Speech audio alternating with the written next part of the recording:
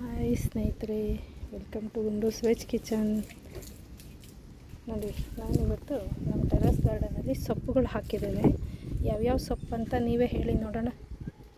ಏನೇನು ಸೊಪ್ಪು ಅಂತ ನೋಡಿ, ಎಷ್ಟು ಹತ್ತಿರದಿಂದ ತೋರಿಸ್ತೀನಿ.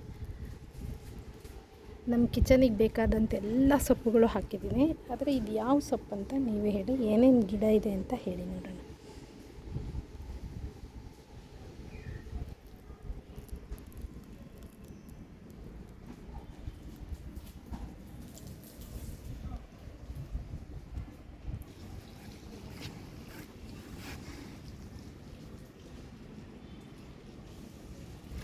ಇದು ನೋಡಿ, ಇದು ಬದನೆ ಗಿಡ. ಅದರ ಜೊತೆಗೆ ಹಾಕಿದ್ದೀನಿ ಏನೇನು ಗಿಡ ಇದೆ ಅಂತ.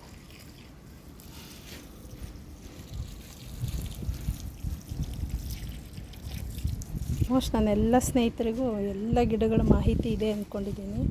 ನೋಡಿ, ಅದರ ಏನೇನು ಸೊಪ್ಪಿದೆ ಅಂತ.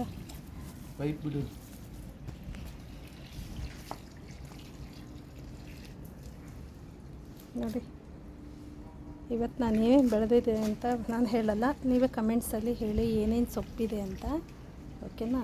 ಇದು ಒಂದು ವಿಶೇಷವಾದ ಸೊಪ್ಪು ನೋಡಿ, ಏನಂತ ಹೇಳಿ. ಇದನ್ನು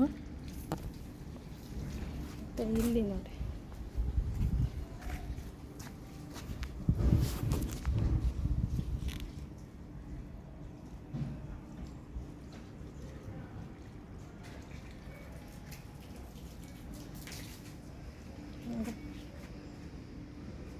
ಕೆಲವು ತುಂಬ ಬಿಸಿಲು ಜಾಸ್ತಿ ಆಯ್ತಲ್ಲ, ಹೇಗೆ ಬಿದ್ದುಬಿಟ್ಟಿದೆ ನೋಡಿ. ಈಗ ಮತ್ತೆ ಹಾಕಿದ್ದೀವಿ ಸಣ್ಣ ಸಣ್ಣ ಮರಿಗಳು.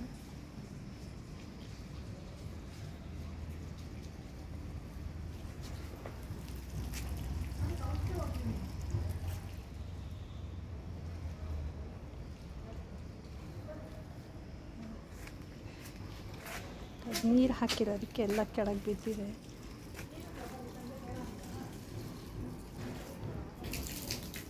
ಅಂತ ಚೆಂದ ಕಾಣುತ್ತೆ ಸೊಪ್ಪು.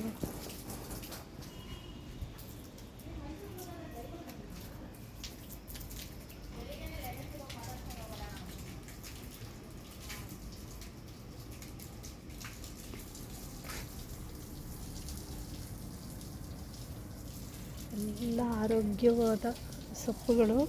ಏನೇನು ಸೊಪ್ಪು ಅಂತ ಹೇಳಿ ನೋಡೋಣ. ಮತ್ತು ಅದರದ್ದು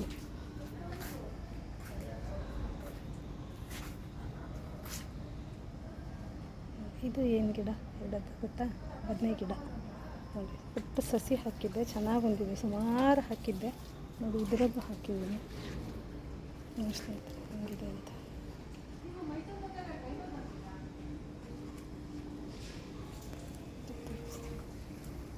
ಹೆಂಗೆ ಕಾಣುತ್ತೆ.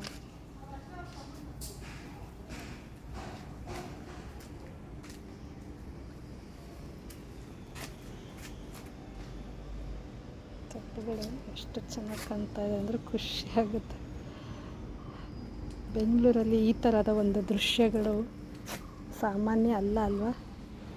ನೋಡಿ, ಖುಷಿ. ಆ ಗಿಡಗಳು ನೋಡ್ತಾ ಇದ್ದರೆ ಎಲ್ಲ ಮರ್ತೋಗ್ಬಿಡುತ್ತೆ. ಇದು ನೀರು ಹಾಕಿದ್ದಕ್ಕೆ ಎಲ್ಲ ಬಕ್ಕೊಂಡು ಬಿಟ್ಟಿದೆ. ಮಣ್ಣೆಲ್ಲ ಚೇಂಜ್ ಮಾಡಿದ್ವಲ್ಲ, ಸೊಪ್ಪೆಲ್ಲ ಹಾಕಿದ್ರೆ ಚೆನ್ನಾಗಿ ಬರುತ್ತೆ ಅಂತೇಳಿ ಚೆನ್ನಾಗಿ ಬಂದಿದೆ. ಎಲ್ಲ ಈಗ ಚಿಗುರ್ತಾ ಇದೆ. ಇದು ನೋಡಿ, ಡಬ್ಬಲ್ ಎಷ್ಟು ಚೆನ್ನಾಗಿ ಬಂದಿದೆ. ಶಂಖಪುಷ್ಪ ಇದು ಡಬ್ಬಲ್. ಇದು ಬಂದು ಸಿಂಗಲ್ ನೋಡಿ. ಇದು ಸಿಂಗಲ್ ಶಂಖಪುಷ್ಪ, ಇದು ಡಬ್ಬಲ್. ಎಷ್ಟು ಮುದ್ದಾಗಿದೆ ಅಲ್ಲ. ತೋರಿಸ್ತೀನಿ ಹತ್ರದಿಂದ ನೋಡಿ. ಭಾಳ ಚೆನ್ನಾಗಿ ಕಾಣುತ್ತೆ ಸ್ನೇಹಿತರೆ. ಅದ್ಭುತ ಪ್ರಪಂಚ ಇದು. ಒಂದು ಗಿಡ ನೆಟ್ಟು ಹೂ ಬಿಟ್ಟರೆ ಆಗೋ ಖುಷಿ ಇದೆಯಲ್ಲ.